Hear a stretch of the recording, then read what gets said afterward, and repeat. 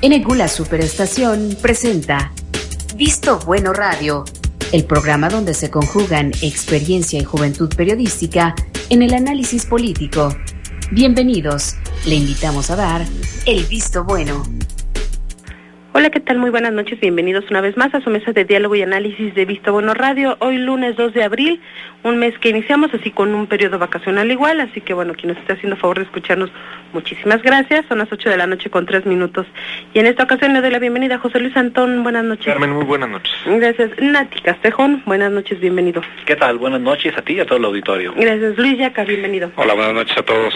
Agradecemos en producción a Jorge Martínez, Adrián Larrieta y a Eduardo Manzano. Carmen, pues la información no está de vacaciones. No, esa ni dejará de estar activa. Hay muchos temas que platicar. Hoy estuvo en Hidalgo Josefina Vázquez Mota.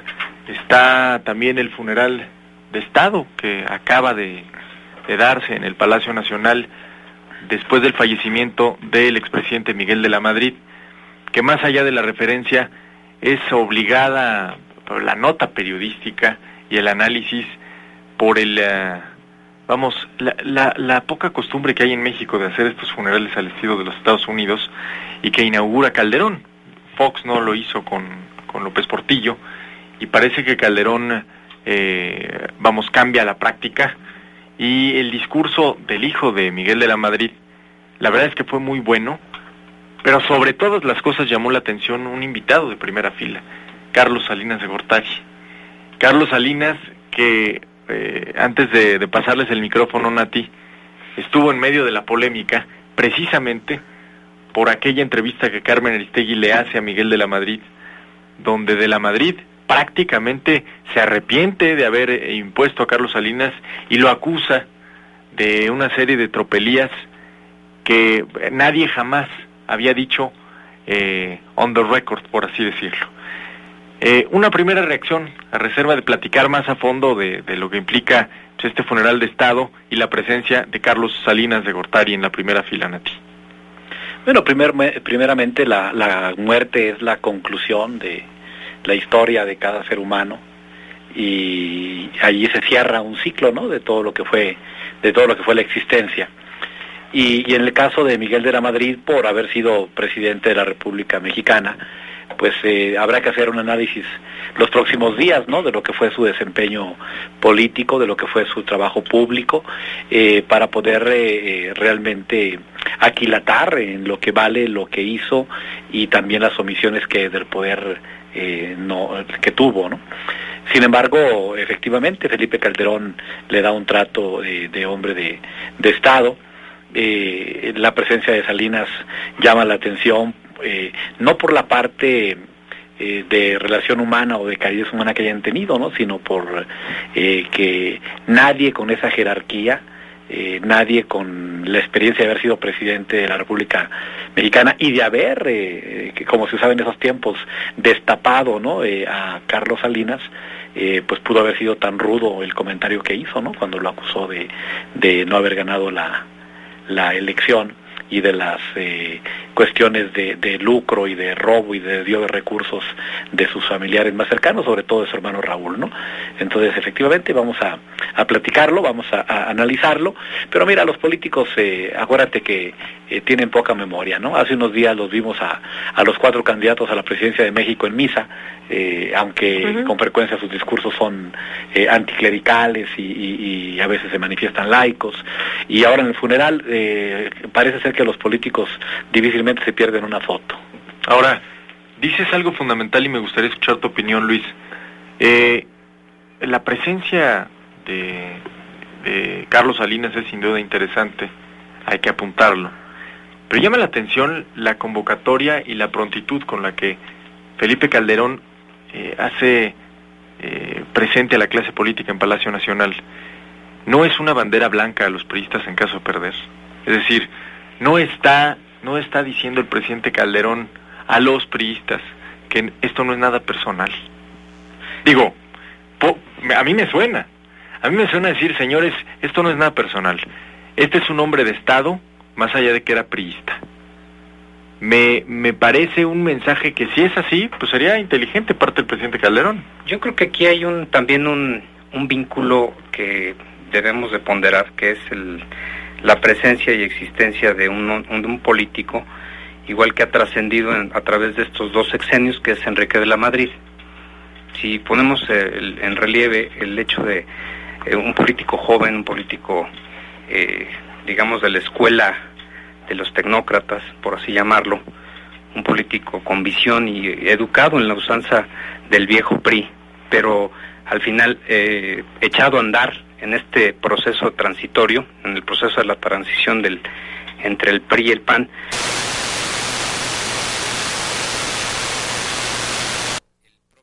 Felipe Calderón toma, y que al final sí coincido contigo, que es una bandera blanca, porque al final el hecho de poner a la elección, que es lo que está de frente a todos, de los políticos al público, pues en realidad es de banderas blancas, ¿no? Cuando menos en la forma.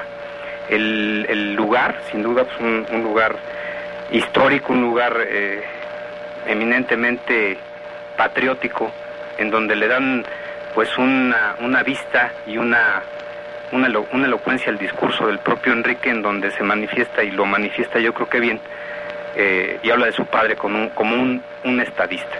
Yo creo que no es ni más ni menos de lo que tenía que hacer Enrique, y ni más ni menos también de lo que tenía que hacer un presidente que está buscando precisamente sacarlas, o cuando menos bajarle el tinte a este roce que empieza, ¿no?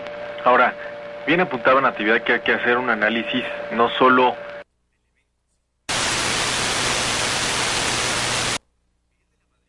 es el parteaguas, a mi juicio, de lo que hoy sigue pagando el PRI en términos históricos. Me explico. El mismo Andrés Manuel López Obrador habla de una época en términos de manejo de la economía, de analizar la función del Estado hasta 1982. Es decir, Miguel de la Madrid es el primero de los presidentes priistas que ya no puede cargar con la pesada losa de este estatismo. Es, digamos, el primero que empieza a sentir al sistema resquebrajándose, cosa que en el sismo de 1985 se da de manera clara, nítida, ejemplificativa. Ese presidente que estuvo tarde, esa sociedad civil que estuvo muy temprano. Es decir, no se puede disociar la imagen de Miguel de la Madrid de la de 1985. Y para muchos estudiosos del tema, si hay un punto de quiebre en la transición política mexicana es precisamente el 85, cuando el PRI y su gobierno fue de estar a tiempo para resolver una crisis, y la sociedad civil, tan dormidita que estaba acostumbrada a hacer en este país, pues tuvo que despertar. Después, pues todavía el sistema le dio los mecanismos del régimen le dieron para estar pues casi 2 décadas más, pero es a Miguel de la Madrid al que se le empieza a deshacer el poder omnipresente en las manos. Al final del día, además de un hombre que tuvo que enfrentar, yo creo que por mucho la década más complicada en términos económicos, o la segunda más complicada del siglo XX. No sé, ¿cómo lo ven? ¿Qué balance harían de la Madrid? Bueno, yo creo que personalmente se le reconoce, y en su tiempo se le reconoció como un hombre honesto, como un hombre bien intencionado, un hombre profundamente católico. Sí, recordemos a su esposa Paloma, muy cercana a los grupos tradicionales de la Iglesia, al Opus Dei, que estuvo preocupado por las cuestiones de la honestidad pública, ¿no? En lo personal, ya en la vida pública, pues la realidad en ocasiones es difícil de enfrentar, ¿no? Cierto es que la economía tuvo uno de sus peores momentos en su periodo gubernamental. El nacionalismo ya no daba para más. O sea, este modelo económico a nivel internacional estaba haciendo crisis, y a nivel nacional pues también, ¿no? Ya era imposible poder soportar además acordémonos también del crecimiento demográfico de esas épocas, ¿no? De un crecimiento exponencial que exigía cantidad de servicios, de viviendas, de escuelas, de universidades, y que era muy muy difícil poderlo resolver. Yo tengo dos imágenes en mi memoria. En aquel tiempo pues, yo tendría 21 o 22 años, ¿no? Pero recuerdo claramente el terremoto del 85. Yo vivía en la Ciudad de México en esa época. Me tocó participar en los días posteriores al terremoto, ahí en lo que hicimos casi todos los ciudadanos, ¿no? Andar en los edificios, andar buscando en los albergues cómo ayudar, cómo colaborar. Y sí, por desgracia, yo creo que su liderazgo no estuvo a la altura de lo que se exigía en ese momento. Creo que fue un hombre que se aisló. Recuerdo la oferta de otros países para mandar ayuda y él parsimonioso diciendo que no se requería, que estaban aún en el recuento de los daños.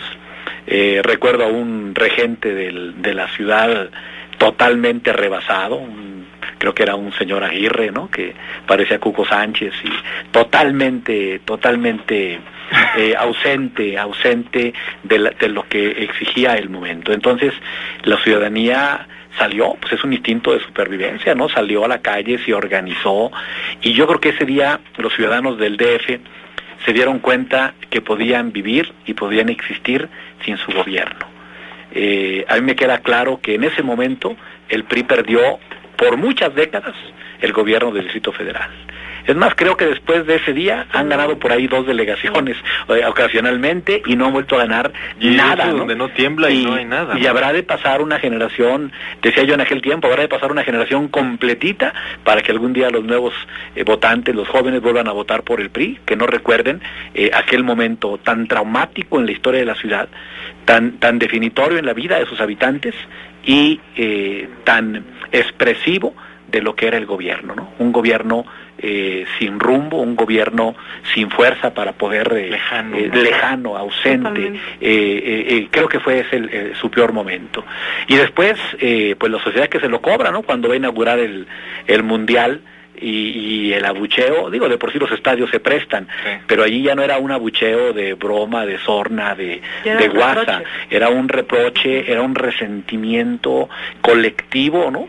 Que se hizo notorio en ese momento en que se pierde cualquier signo de respeto público a la figura del presidente, y creo que de ahí ningún presidente en México por mucho tiempo volverá a ser igual.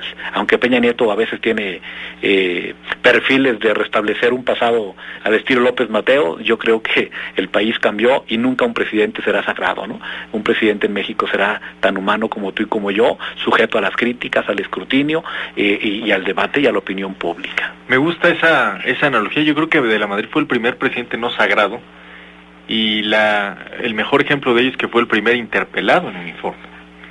Y todo mundo recuerda, y qué bueno que lo apuntan a ti, aquella imagen del manejo de crisis, entre comillas, de Miguel de la Madrid recorriendo una ciudad en ruinas y las cámaras de Televisa diciendo el presidente de la República supervisa e informa que los daños son menores, con el dueño de ICA a un lado, ¿se acuerdan? Sí. Estaba el dueño de ICA a un lado como enviando el mensaje de que no pasaba nada. Pues tan pasó que yo siempre lo he visto como un vidrio al que le avientan una piedra y tal vez en ese momento no se rompe, pero sí se resquebraja.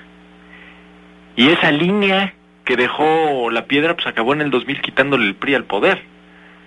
Pero me parece que si hay un momento clave en la transición es precisamente ese.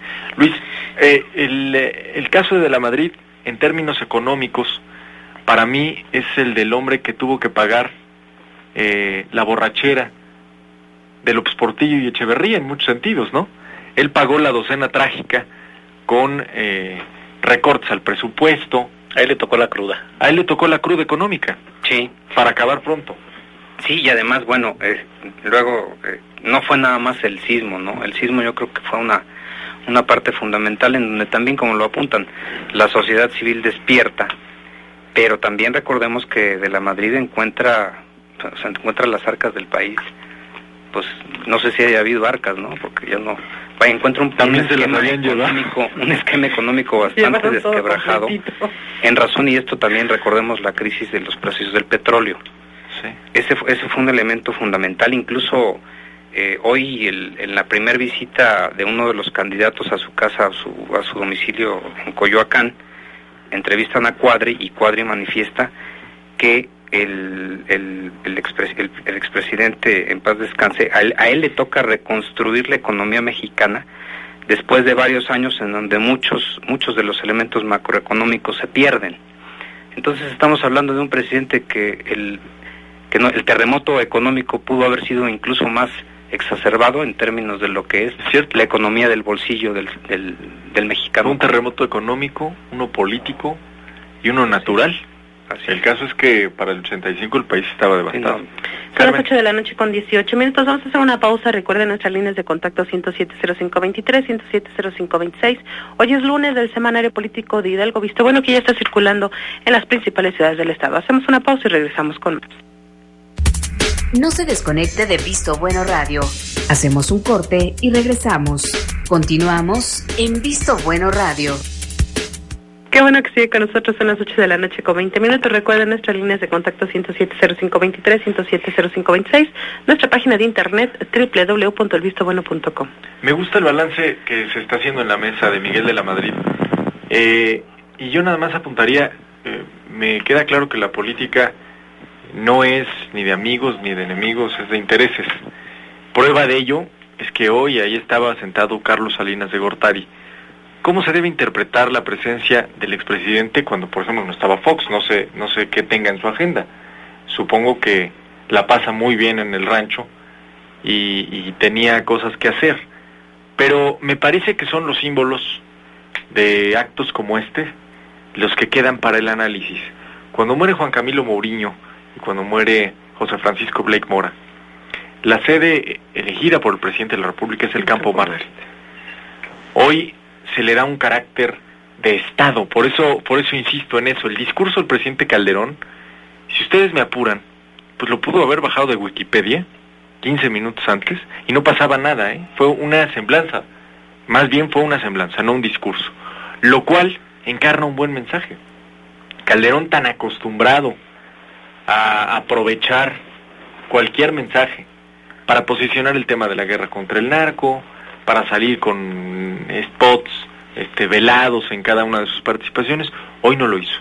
Hizo una semblanza muy breve, en la que el mensaje fue el acto, en la que el mensaje era el féretro de un priista y otro, el más connotado, probablemente el símbolo, tan es así que lo usan los perredistas en sus spots, ¿no? A Carlos Salinas de Gortari, estaba sentado en la primera fila. Entonces, pues ¿cómo lo ven? ¿Cómo interpretamos? Muy cerca, ¿no? Del matrimonio Calderón-Zavala, a fin de cuentas, nada más los separaba una persona. Pero fíjate, me llamó mucho la atención. Nada más te interrumpo rápidamente. Los separaba Guillermo Ortiz Mayagoitia. Entonces, en otras palabras, nomás los separaba la justicia. Tantito.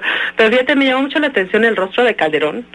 Yo no sé si, bueno, a fin de cuentas fue compromiso político, el estar ahí, el rendir este homenaje. Venía de Washington cansado, Se le veía en el rostro, eso es el cansancio de la reunión que tuvo allá, efectivamente, ¿no? Pero pudo no haber realizado el acto, Pudo, exactamente, y estuvo aún con la cara, y estuvo, porque sí se le veía una cara no muy complacida de estar en el momento, aunque no era un evento para estar sonriendo, pero bueno, efectivamente estuvo y le dio el valor, y como dices, ¿no? Igual y mandarles el mensaje a los priistas de que, bueno, pues, fue un expresidente priista y aquí estamos todos como políticos, no es contra nadie en particular, ¿no? Es más, yo me atrevería a preguntar, ¿hace cuánto no había un funeral de Estado? Muchísimo. No, que yo recuerdo de un expresidente, yo no tengo registrado. A ver, ojo, ahí está el dato, En la época moderna yo no tengo registrado, ¿no?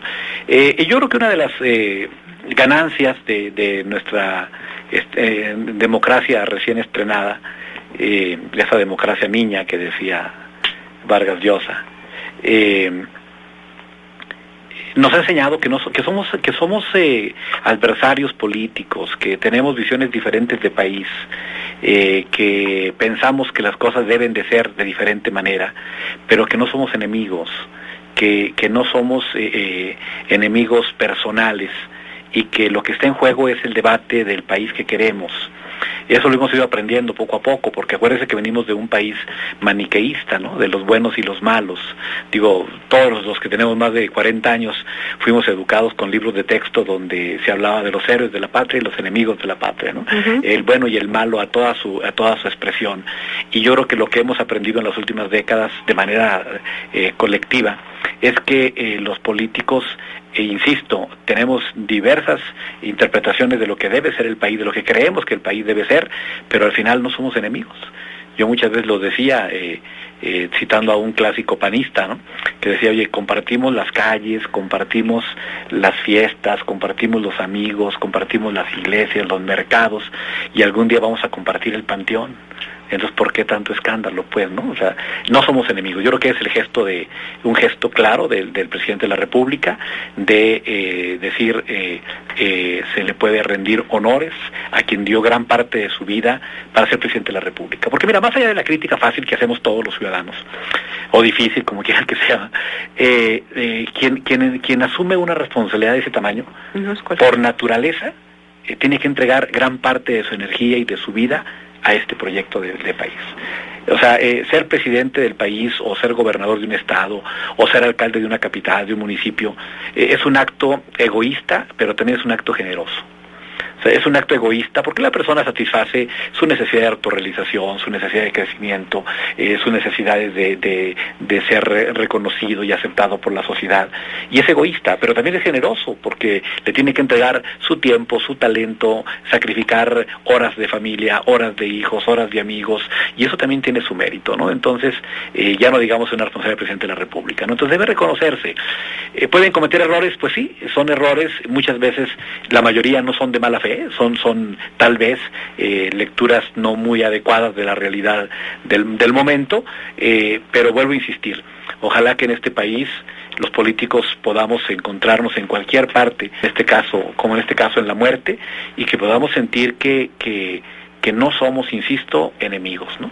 Que somos habitantes del mismo país, que nos mueve lo mismo, que nuestra pasión es el mismo país, y que más allá de la diversidad de ideas y de la forma de pensar, puede haber un respeto y un reconocimiento personal. Fíjate, Nati, estaba pensando con lo que decías, y me gustaría escuchar tu opinión, Luis, que probablemente a los expresidentes no se les rendía un homenaje póstumo, un funeral de Estado, porque en la antigua lógica, en el viejo régimen, pues los expresidentes estaban muertos a partir de ese mismo 1 de diciembre. Es decir, rendirle tributo, bueno, ni a Lázaro Cárdenas, que murió, si no mal recuerdo, por ahí de los 70, ¿no?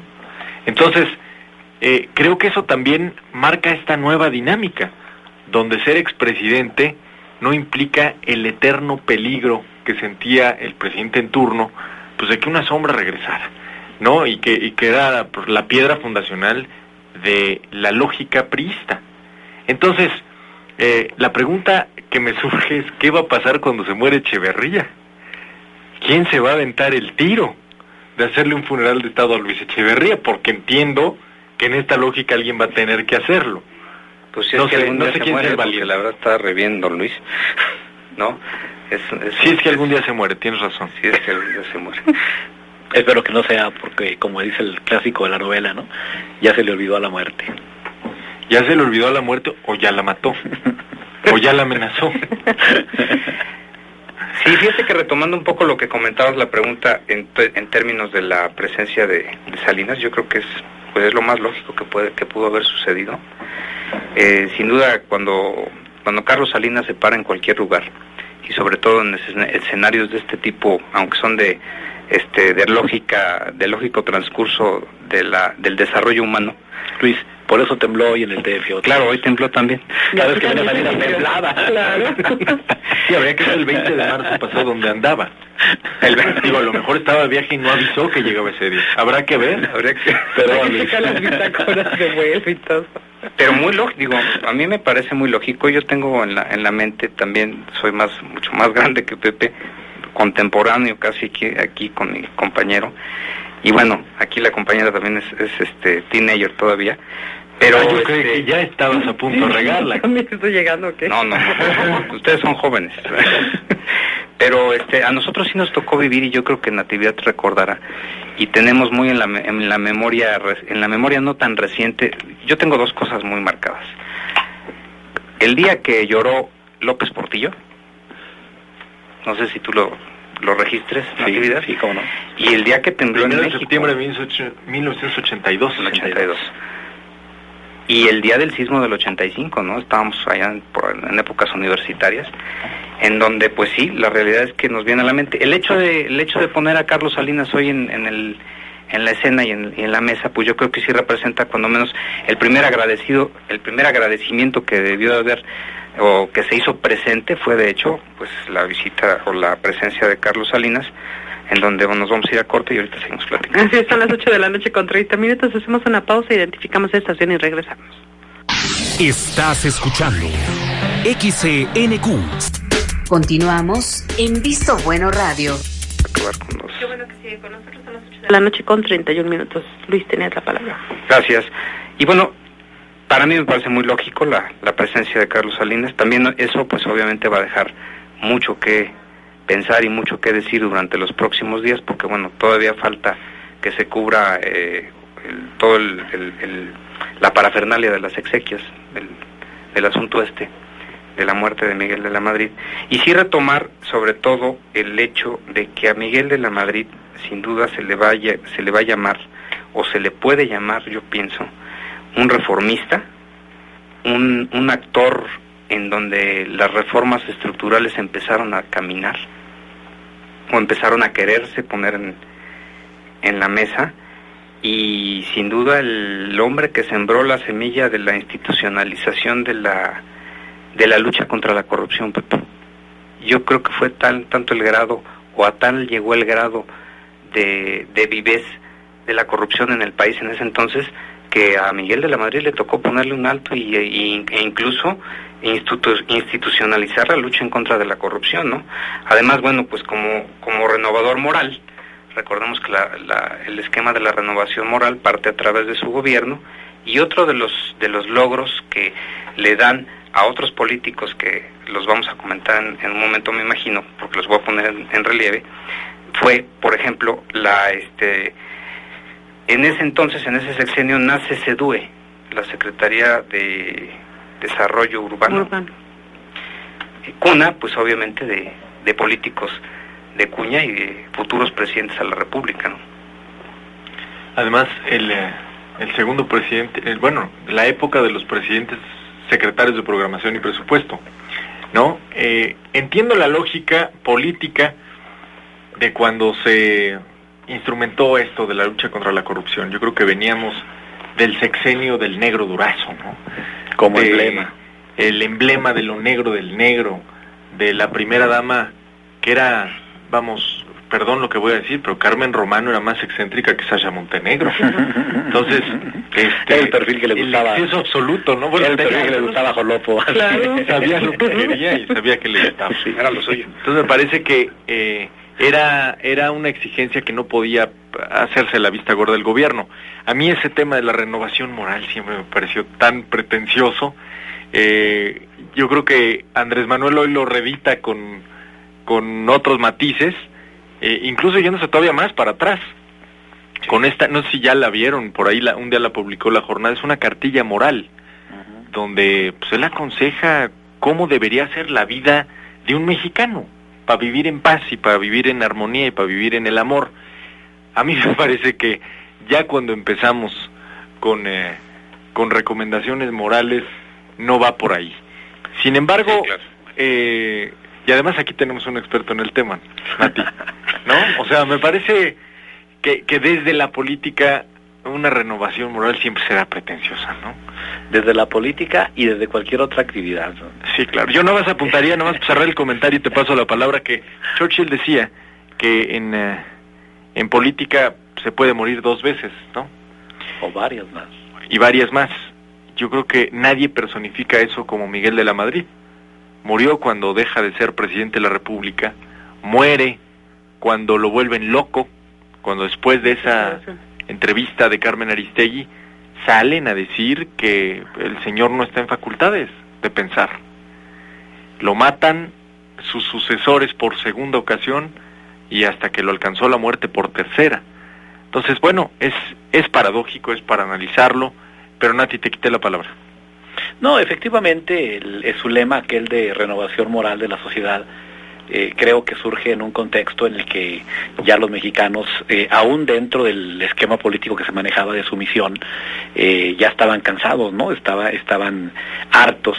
Y debo decir que la corrupción pública que se vino posteriormente fue todavía mayor en cantidad y en calidad. Efectivamente, yo creo que la moral pública pues es la ley. O sea, no se puede hablar de otra moral que no sea la aplicación irrestricta de la ley, y a eso es lo que deben enfocarse los hombres y las mujeres de gobierno, ¿no? Más que dar sermones de cómo debe portarse un ciudadano, pues lo que deben hacer es conocer, aplicar y la ley y respetar la ley en toda su extensión. Una ética laica es lo que esperaría uno de todo gobernante, no esperaría yo de todo gobernante. Mira, no le salió bien su discurso de renovación moral, que eligió por candidato a la presidencia de la República a uno de los más corruptos que hemos tenido, ¿no? A Carlos Salinas de Gortari, ¿no? Sí, un modernizador en lo económico, ciertamente. Yo no sé si esta idea que mencionaba Luis de Miguel de la Madrid, que en su gobierno empiezan las reformas estructurales, pues casi todas eran obra de Carlos Salinas, ¿no? Aquel joven brillante en aquella época, un treintañero brillante, recién llegado del extranjero, con títulos en economía, y que efectivamente plantea ya los cimientos del México que tenemos ahora, ¿no? Con este modelo que se le ha dado por llamar en tono de descalificación neoliberal, pero que el peso histórico de Carlos Salinas pues seguramente va a ser recordado, primero por la forma en que llegó a Los Pinos, en ese triunfo tan dudoso, en ese triunfo que Bartlett jura y perjura que no hubo tal caída de sistema y que no se alteraron las actas, pero que nace a la presidencia de la República Carlos Salinas con un pecado original, ¿no? La no certeza de si realmente ganó o si fue el primer fraude masivo ya a grandes niveles para obtener la presidencia. Y que además Miguel de la Madrid haya reivindicado esa idea, ¿no? Diciendo que Salinas no ganó. ¿Y qué pasa, no? Años después, cuando cuando las personas llegan a la tercera edad, también por naturaleza humana, la mayoría sienten la necesidad de ponerse en paz consigo mismo, ¿no? Hay que ponerse en paz con la conciencia, hay que ponerse en paz con uno, y poder decir y hablar y hacer lo que en algún momento no se hizo, ¿no? Es como parte de la generosidad de esa etapa ya de la tercera edad. Y cuando pues deja entrever que no ganó Carlos Salinas, cuando habla de la corrupción de su gobierno, cuando habla de la corrupción del hermano de Carlos Salinas, que estuvo preso muchos años después, pues efectivamente, ¿no? Lo declaran con demencia senil, ¿no?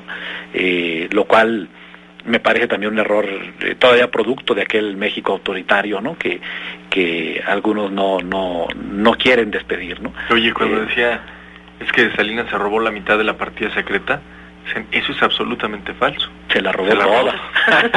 Son las 8 de la noche con 38 minutos. Vamos a hacer una pausa. Recuerde, estamos en su mesa de diálogo y análisis de Visto Bueno. Nuestros números telefónicos 107-0523, 107-0526, nuestro correo electrónico vistobuenoradio@hotmail.com. Regresamos.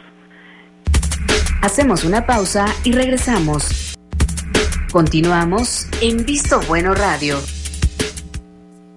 Las 8 de la noche con 41 minutos. Recuerda, estamos a través de www.elvistobueno.com. Bueno, pues hasta ahí el tema de Miguel de la Madrid. Yo creo que ha sido un análisis muy interesante en la mesa. Esperamos escuchar sus comentarios. Carmen, no seas malita, repite los teléfonos. Las líneas de contacto 107-0523, 107-0526. Muchas gracias. Yo creo que también es importante, interesante para usted, que rebotemos algunas ideas aquí en la mesa de lo que ha significado el arranque de las campañas. El arranque de las campañas también en este estado, que están necesariamente ligadas, Nati, a la elección presidencial. Las elecciones cada 6 años, cuando coinciden con la elección de un presidente, tienen una lógica y una dinámica muy particular. Es decir, se vota presidente y de paso se vota por todo lo demás, ¿no? Por ahí hay una estadística de que el 80% de la gente que opta por un signo político en elección presidencial lo hace también por senadores y candidatos a diputados federales. Me parece que puede ser esa la lógica del 2012. Y bueno, la realidad es que arranca una elección presidencial con 15 puntos al menos de ventaja para Enrique Peña Nieto, pero además a mí me ha llamado mucho la atención que esperamos ciertas cosas que pasaron en el 2006. Esperamos verlas. Esperamos que una campaña negra venga a tumbar al puntero. Esperamos, dirían los gringos, el famoso comeback de el que va en segundo, el caballo que alcanza y que puede ganar. Y sin embargo, de repente se nos van detalles muy importantes. Josefina Vázquez Mota hoy tiene 15 puntos de desventaja frente a Enrique Peña Nieto, y podrían decir, es lo mismo que tenía Calderón frente a López Obrador, sí, nada más que con la mitad del tiempo. Para estas alturas del partido... madrazo. Y sin madrazo. En las boletas. Y sin madrazo, que no es poca cosa, ¿eh? Es decir, la relevancia del tercero, con una base tan dura como la de Andrés Manuel López Obrador entre sus votantes, me parece una noticia decepcionante para Josefina. Es decir, no están las condiciones dadas para ver la película del 2006, para ver a una reedición de lo que hizo Felipe Calderón, que fue pues una estrategia política muy eficaz. Pero además, y si me lo permiten, está y aquí tenemos otra vez, perdóname, ya parece anuncio, Nati, un experto en temas de la psicología. Vamos, okay. Enrique Peña Nieto no es Andrés Manuel López Obrador. Yo creo que parte de la estrategia ganadora de Calderón contó con la personalidad de López Obrador. Un hombre reactivo, con una tendencia a no preguntarle a nadie, a autodeterminar todo de forma vertical. Y Peña no cuadra con ese perfil. Es decir, Enrique Peña parece un hombre que primero consulta, que no va a responder de inmediato, en pocas palabras, que no se va a volver loco, como sí le pasó a Andrés Manuel en el 2006. ¿Cómo ven, digamos, no solo cómo arrancamos, cuáles son las primeras reacciones de ustedes en las primeras horas de la contienda presidencial, y si quieren ponerlo sobre la mesa, pues qué nos separa del 2006, qué no vamos a ver, cuáles son las diferencias, ¿no? Natividad. Bueno, tú te viste muy cauto en los 15 puntos, porque hoy por hoy casi todas las encuestas ya marcan 20, inclusive la de GEA, ISA, que tanto presumió el equipo de Josefina, que ya estaba solo 6 puntos, el día de ayer, la de hoy no la tengo, pero el día de ayer ya le daban 20 puntos de diferencia a Peña Nieto. O sea que todo el mes negro de Josefina pesó. Pesó y pesó mucho, ¿no? Mira, yo particularmente creo, y no me gusta tanto como ciudadano, pero creo que las cosas ya están casi definidas. Cuando estás hablando de 45 millones de votantes, en lo que se esperaría en la elección del 1 de julio, estás hablando de que un punto vale aproximadamente 450,000 votos. Hablar de 20 puntos, estás hablando de 9 millones de votos potenciales de diferencia entre 90 días de campaña. O sea, Josefina tendría que ganar, entre lo que ella aumentara y lo que le tumbe al puntero, 300,000 votos diarios para poder llegar en condiciones de final de fotografía, lo cual francamente me resulta... Arrancando mañana bien, pero y si que fuera Semana Santa y Semana de Pascua y todo esto, ¿no? Sí, entonces realmente, es más, fíjate, todavía me atrevo a decir algo más. Yo creo que la diferencia se va a ir abriendo. Alguna vez un consultor político nos decía, imagínense que el votante es como un personaje que está a la orilla de un río, caudaloso, con todos los peligros de un río no domado, y tienes que cruzar el río a fuerza, ¿no? Y a la orilla del río están 2 caballos, uno alto, percherón, grandote, fuerte, y otro escuálido, flaco, debilucho en apariencia. Nada más por instinto, ¿a cuál te subirías? Y bueno, pues el instinto es que te subes al grandote, al percherón, al que se ve muy fuerte y muy seguro, ¿no? Pues lo mismo pasa en las elecciones.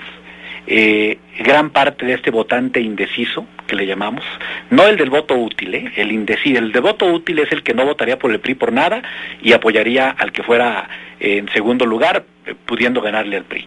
No, el indeciso, un porcentaje altísimo de indecisos va a elegir al caballo más gordo, más fuerte, y la fotografía pues está muy clara, ¿no? Entonces yo creo que todavía se va a ir ampliando la ventaja. Tiene una parte positiva y una parte que no me gusta, ¿no? La que no me gusta es que pues no sea tan competitiva y entonces muchos electores se queden en su casa y digan, bueno, finalmente ya ganaron, ¿no? La otra es que probablemente una mayoría muy fuerte le dé la victoria a Peña Nieto, le dé mayoría en el Congreso y en el Senado, en ese voto que es lineal, y que le den la oportunidad nuevamente al PRI y a sus gobiernos para reeditar o para intentar reconstruir un país diferente, que le den una mayoría absoluta como un mandato, no para que hagan lo que les dé la gana, ¿no? Sino como un mandato para que se nos diga qué vas a hacer con el país los próximos 20 años, ¿no? ¿Qué tipo de país queremos? Ya no podemos seguir con el que estamos ahora, en este enfrentamiento, en esta herida que no acaba de sanar del 2006, en esta guerra contra el narcotráfico tan fuerte, tan frontal. Entonces yo creo que puede haber una mayoría que le diga a Peña Nieto y a su partido, bueno, pues ahí está, ¿no? Un mandato completo, y a dónde qué rumbo tomamos como país. No creo que el 2006 se reedite, no hay ninguna línea que apunte que pueda parecerse, entonces no veo cómo. Yo esperaba todavía hace un mes que cuando justo arrancaran las campañas, Josefina hubiera crecido 3-4 puntos y se los hubiera tumbado a Peña Nieto y estuviera en una espiral de crecimiento. Lamentablemente, entre más se mueve, más se hunde. Parece que está en arenas movedizas, entre más se mueve, más se hunde. López Obrador está muy rezagado, tampoco se le ve ya en un movimiento muy fuerte que pueda ascender. Es la misma imagen, ¿no? Ya la transformó y eso mismo transmite. Sí, entonces yo lo prefería como era, yo lo prefería naturalito, así como era, aguerrido, confrontador, ese es el Andrés Manuel natural, eso es esencia, ¿no? Me da la intención de que lo castraron, yo anda de amoroso por todas partes, cuando lo suyo no es el amor. Así es. Ahora, dice bien Natividad, Luis, que parecen arenas movedizas para Josefina, y es cierto, es decir, no es un comentario al aire. El último mes vimos un estadio azul vacío, vimos una tesis reeditada en la que hace una crítica severísima en contra de la UNAM, diciendo que era un monstruo. Vimos también reeditado o puesto a la luz un artículo que en pocas palabras hace una apología de Pinochet. Hemos escuchado pifias que pues muchos se le insistieron en redes sociales a Peña Nieto, y a Josefina no ha sido la excepción. Un audio donde dice que va a fortalecer el lavado de dinero. Entendiblemente se le fue el avión. No, evidentemente no es un plan. Es un lapsus. Es un lapsus, pero que por menos, la hoguera de las vanidades se devoró a Peña. Hemos visto una Josefina frágil. Hoy en su gira por Hidalgo o en Huejutla, pues se desvaneció. Uh-huh. Y esa fue la nota. La nota de la gira de Josefina en Hidalgo fue que se desvaneció, se sintió mal y siguió su discurso sentada. Tan es así que las redes sociales crearon el hashtag, es decir, fue el tema comentado, me desmayo como Josefina. Entonces, son pequeños mensajes que si los sumas, lo que constituyen es el caballo flaco del que hablaba Natividad. La hacen ver como una candidata frágil, que no solo no está en condiciones de alcanzar al puntero, sino que puede en efecto decrecer en las preferencias que los ciudadanos hoy manifiestan por ella. ¿Cómo lo ves, Luis? Una primera impresión. Pues fíjate que al paso de estos días lo que veo es un PRI muy organizado, muy en el rollo corporativo, con estos eventos en todos los estados, en lugares emblemáticos. Aquí lo fue el reloj de Pachuca, en donde se les ve orden, se les ve control, se les ve dominio en la cancha, y que la gente lo replica. Incluso los que no son priistas lo comentan, ¿no? Oye, qué bien le salió el evento al PRI ahora, ¿no? Muy poca seguridad, todos los candidatos, a reserva de 2 que no estuvieron en el evento, que sí lo ha tomado la prensa de ayer a hoy. Por lo que hace al PAN, pues la realidad es que lo único que veo en medios es el semiescándalo que quiso armar Xóchitl en la plaza Juárez. Juárez, allá en Huejutla. Aquí en Pachuca, más bien. No, pero hoy, bueno, con su presencia de gallinas y de todo eso para darle a... pues eso es lo de hoy, pero el día de antier tuvo un exabrupto ahí con un funcionario del gobierno, en términos de que no se quería quitar, siendo que iba a ser un evento de gobierno, ¿no? Entonces, pues creo que eso como que en realidad a la gente, digo, al menos al pachuqueño, y perdón por ponernos en la mesa, pero creo que no nos encanta, ¿no? El hecho de que si están las cosas tratándose de calmar y cada quien tiene sus espacios, digo, a lo mejor pues vete a Guerrero a hacer tu show, ¿no? Sin embargo, ella le apuesta a eso, creo que eso demerita mucho al PAN, y el PRD, pues yo lo quisiera ver en algún lado, lo veo desorganizado, no hay gente que tenga muy en la mente quiénes son ni siquiera los candidatos en los distritos, mucho menos los suplentes, bueno, los suplentes ni existen, y a nivel nacional, pues yo creo que la película es por ahí, ¿no? Sí, una Josefina muy debilitada en términos del equipo y el del clamor que traían de que, bueno, traía un super hit ahí en términos de su manejo. Esto definitivamente pues le resta, es un efecto en cascada en todos los estados, he sondeado la prensa a nivel nacional y creo que no las trae todas consigo. El puntero, pues yo creo que el puntero, como bien lo apunta Natividad, probablemente se pueda hacer el esquema y el escenario que él maneja, pero al final pues habría que ver todavía lo que va a pasar, los muertos que van a salir del closet, que eso sí, con todo y las banderas blancas que quieran hacer, no veo que pueda ser en razón de que el tiempo y los tiempos se calientan, ¿no? Y es lógico, los menos de 90 días que estamos por vivir, aunque son menos que en la elección anterior, pues la cosa empieza a calentar, ¿no? Y hay que ver, ¿no? Hay que ver qué viene, hay que estar atentos, y yo creo que la gente también está muy atenta a lo que hoy está pasando, la gente que lee la prensa, que la ve, y que sobre todo hoy en las redes sociales se manifiesta, ¿no? Veo una actividad bastante importante en Twitter de dos banderas, de la del PRI y de la del PAN. Sí, no, PAN ni ahora, siquiera. Me parece importante decir que la elección presidencial, así como está, viendo que Josefina trae una inercia, vamos a decirle así, negativa, lo único que le queda al PAN para mantenerse en el poder es que el verdadero candidato sea el presidente de la República. Y para ello, y considerando las restricciones legales que tiene para salir a los medios, lo que queda no es alcanzar a Peña, es bajar a Peña, es bajar al puntero. Ese es un escenario que a mi juicio es peligroso, pero tampoco hay que verlo como el diluvio que viene, ¿eh? A mi juicio, incluso la campaña negra, y lo platicábamos en televisión, tiene ahora otras restricciones y otras limitantes. Para empezar, que no se pueden contratar los spots que se contrataron en el 2006. Toda campaña negra va a tener que pasar por el tamiz de los medios. Y ojo, los medios también tienen agenda, ¿eh? Y los medios también saben a quién le van a apostar en la presidencia de la República, absolutamente todos. Ahora, por la relevancia también de las elecciones locales, ya que tú lo decías, Luis, a mí me parece que la gente está en un ánimo, y me incluyo incluso a todos los candidatos, de no generar de nuevo la polarización que tanto hizo daño a este país en el 2006.